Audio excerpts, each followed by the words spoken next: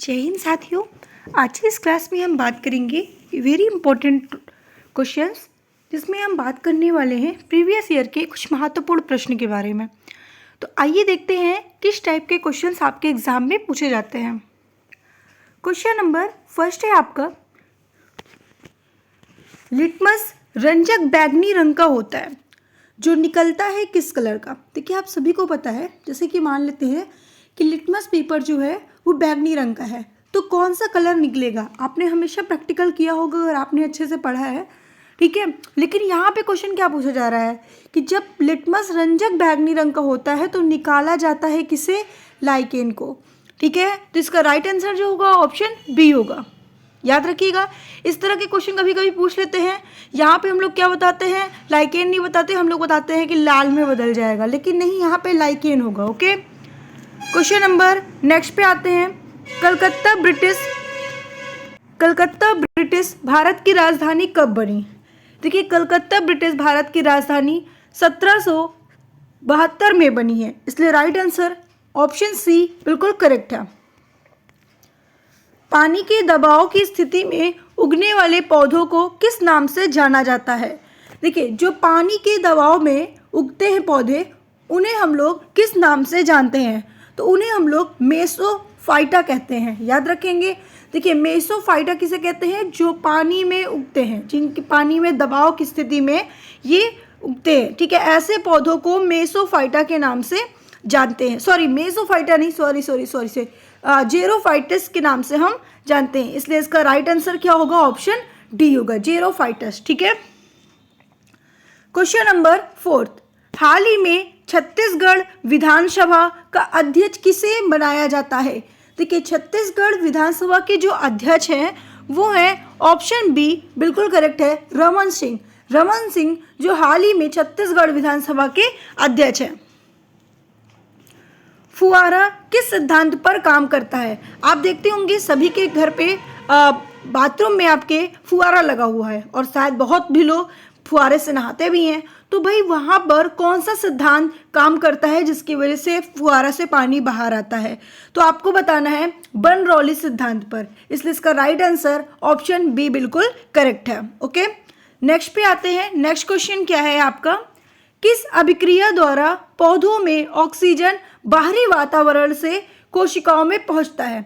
ऐसी कौन सी अभिक्रिया है जिसके द्वारा पौधों में ऑक्सीजन बाहरी वातावरण के कारण पहुंचता है, तो आपका राइट आंसर है विसरण। विसरण के द्वारा पौधों में जो ऑक्सीजन होता है वो बाहरी आवरण की कोशिकाओं में पहुंचता है। सॉरी, एक मिनट।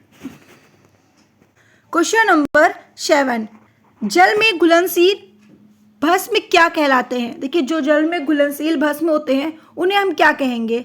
ऑब्वियस सी बात है कि इसे हम क्षारी कहेंगे, तो इसका राइट आंसर ऑप्शन बी होगा, ठीक है, क्षार में यानी कि बेस। ओके, चलिए क्वेश्चन नंबर नेक्स्ट पे आते हैं। श्वसन की अभिक्रिया में खाद्य पदार्थ की परिगणति क्या होती है। क्वेश्चन को थोड़ा सा ध्यान समझिएगा। जो श्वसन की अभिक्रिया होती है उसमें जो खाद्य पदार्थ की परिगणति होती है, ठीक है, वो क्या होती है, तो आपका राइट आंसर है ऑप्शन ए विघटन होता है, इसलिए राइट आंसर इसका ए है, और क्वेश्चन नंबर का 8 का आंसर क्या होगा, ऑप्शन ए विघटन। क्वेश्चन नंबर 9, बोस्टन चाय पार्टी का संबंध किस क्रांति से है। देखिए बोस्टन चाय पार्टी का जो संबंध है, ठीक है, वो अमेरिका की क्रांति से है, इसलिए राइट आंसर ऑप्शन सी को लगा दो। प्रोटोप्लाज्म की संरचना में निम्नलिखित में से किसका प्रतिशत अधिकतम होता है। आपने देखा होगा, सेल आपने पढ़ा होगा, सभी लोगों ने पढ़ा होगा, ये आपका सेल है। सेल के सेंटर में न्यूक्लियस होता है, और न्यूक्लियस के बाहर में कुछ लिक्विड सा फ्लूइड होता है, जिसे आप लोगों ने नाम दिया था क्या, साइटोप्लाज्म। क्या नाम दिया था, साइटोप्लाज्म दिया था। ओके, अब ये जो न्यूक्लियस होता है ना, न्यूक्लियस की भी क्या होती है भाई, न्यूक्लियस के अंदर भी, जैसे कि मान लेते हैं ये आपका न्यूक्लियस है, इसके अंदर भी एक कवरिंग होती है जिसको हम न्यूक्लियर मेम्ब्रेन के नाम से जानते हैं। तो इसके अंदर भी कुछ लिक्विड सा फ्लूइड होता है जिसको क्या कहते हैं, न्यूक्लियोप्लाज्म, ठीक है, इसको हम क्या कहेंगे, न्यूक्लियोप्लाज्म कहेंगे। तो ये जो न्यूक्लियोप्लाज्म है और साइटोप्लाज्म है, ये दोनों मिलाकर क्या बनाते हैं, प्रोटोप्लाज्म। क्या बनाते हैं भाई? प्रोटोप्लाज्म का निर्माण करते हैं, जिसे हिंदी में जीव द्रव्य कहते हैं। तो प्रोटोप्लाज्म की संरचना में किसका प्रतिशत सबसे अधिक होता है? तो आपको बताना है कि ऑक्सीजन का प्रतिशत सबसे अधिक होता है। I hope understand. ओके। अच्छा, प्रोटोप्लाज्म की खोज किसने की थी? पुरकिंजे एक साइंटिस्ट थे जिन्होंने प्रोटोप्लाज्म की खोज की थी। हमारे मुंह में पार्श्व भाग में स्थित टॉन्सिल का क्या कार्य है? देखिए, हमारे जो माउथ में एक जो पार्श्व भाग मतलब पिछला वाला जो भाग होता है, ठीक है, पीछे का भाग जो होता है, वहाँ पे टॉन्सिल का मुख्य कार्य होता है, मतलब टॉन्सिल होता है, जिसका मुख्य कार्य क्या होता है?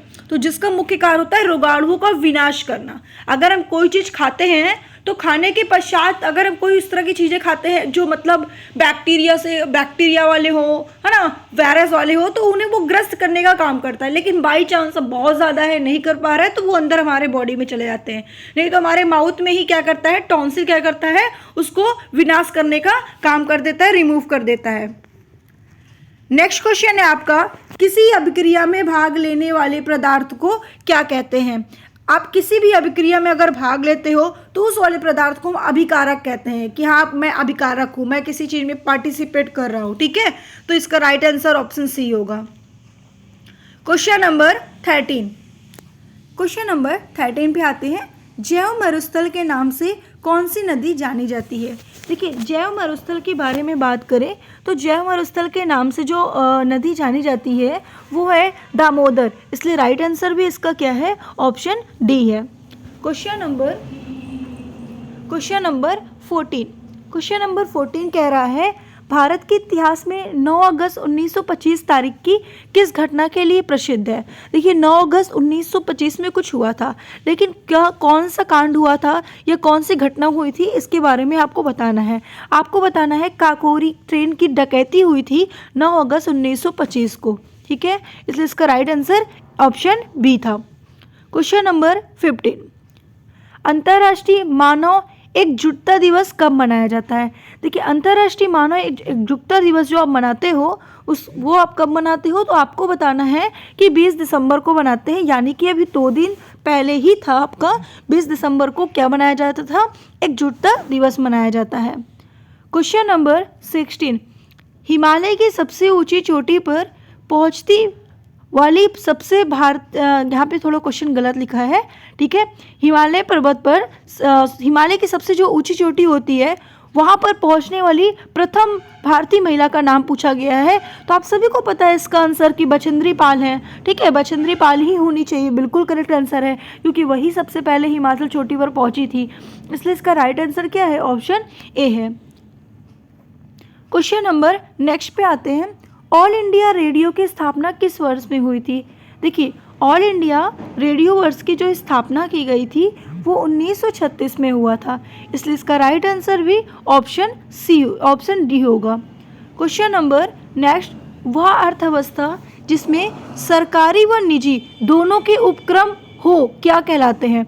मतलब ऐसी कौन सी अर्थव्यवस्था है जिसमें सरकारी का भी हो निजी का भी हो, तो उस उपक्रम को हम क्या कहते हैं? तो उस उपक्रम को हम मिश्रित अर्थव्यवस्था कहते हैं। सब सिंपल सी बात है, पूंजीवाद कह नहीं सकते, समाजवाद कह नहीं सकते, तो मिश्रित अर्थव्यवस्था कहते हैं जो दोनों मिक्स होते हैं। नेक्स्ट क्वेश्चन है आपका, मनुष्य नेत्र की मोतियाबिंद की शाल क्रिया में शाल चिकित्सा किसे हटाता है? अब देखिए, नॉर्मल सा आंसर होगा आपका शायद रेटिना। कुछ लोग तो तुरंत लगा देंगे, लेकिन रेटिना नहीं है, आपका आंसर होना चाहिए लेंस। जब आपको मोतियाबिंद की शाल क्रिया में शाल चिकित्सा जब जाते हो, ठीक है, तो वहाँ पे आपने देखा होगा कभी, यहाँ पे क्वेश्चन क्या पूछा है कि मनुष्य नेत्र की मोतियाबिंद की शाल क्रिया में शाल चिकित्सा किसे कहते हैं? तो लेंस को कहते हैं। ठीक है, इसलिए राइट आंसर होगा ऑप्शन सी। इनमें से कौन अधातु तत्व कमरे का ताप पर तरल अवस्था में हो जाता है? अब देखिए, यहाँ पे क्वेश्चन कह रहा है कि ऐसी कौन सी अधातु तत्व है जो कमरे के टेम्परेचर पर तरल अवस्था में हो जाता है? तो आपने कभी देखा होगा ब्रोमीन को। ब्रोमीन जो होता है ना, वो कमरे की टेम्परेचर पर आपकी तरल अवस्था में लिक्विड फॉर्म में हो जाता है। क्वेश्चन नंबर 21, पवन वेग निम्नलिखित में से किससे संबंधित है? देखिए, पवन वेग जो है वो किससे संबंधित है? दाब की प्रवणता से संबंधित है, इसलिए इसका राइट आंसर भी ऑप्शन सी होगा। क्वेश्चन नंबर आते हैं नेक्स्ट पे 22 पर। पेरिस किस नदी के किनारे स्थित है?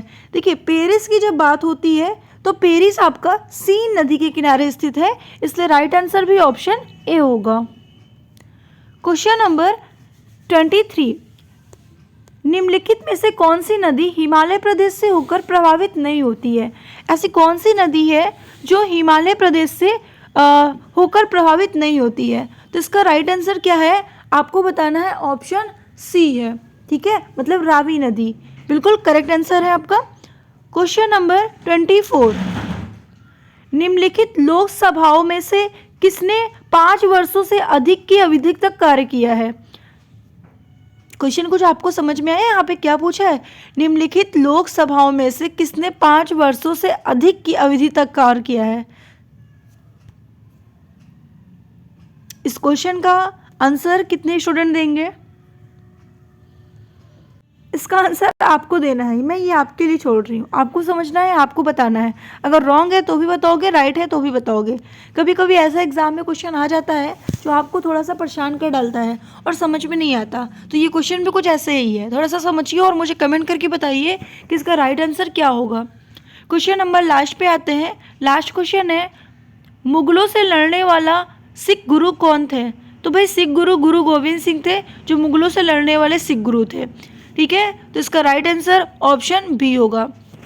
तो मैंने आपको 25 क्वेश्चंस बताए जो काफ़ी इंपॉर्टेंट और काफ़ी सिलेक्टिव क्वेश्चंस थे। हम आपके लिए ऐसे डेली क्वेश्चंस लाते हैं 25 जो काफ़ी इंपॉर्टेंट क्वेश्चंस होते हैं। अगर आप हमारी क्लासेस को कंटिन्यू करते हैं तो आपका जीएस ऐसे ही कंप्लीट हो जाएगा। लेकिन हम आपके लिए बहुत ही जल्द एक महा मैराथन क्लास लाने वाले हैं, जिसमें हम आपको 50 क्वेश्चंस करवाएंगे एंड 50 क्वेश्चंस का महा मैराथन चलाएंगे, जिसमें आपको काफ़ी इंपॉर्टेंट क्वेश्चंस दिए जाएंगे। 50 क्वेश्चंस में आपको लग रहा होगा कि मैम क्या फ़र्क पड़ता है, 25 से 25 और ले लिया। देखिए, 50 क्वेश्चंस का महा मैराथन का मतलब है कि हर संडे आपको 50 क्वेश्चंस की क्लासेस देंगे। बस आपका प्यार और आपका सपोर्ट बना रहेगा तो हम ऐसे ही आपके लिए और भी ज़्यादा क्वेश्चंस को सिलेक्ट करने की पूरी हमारी कोशिश रहेगी। Thank you.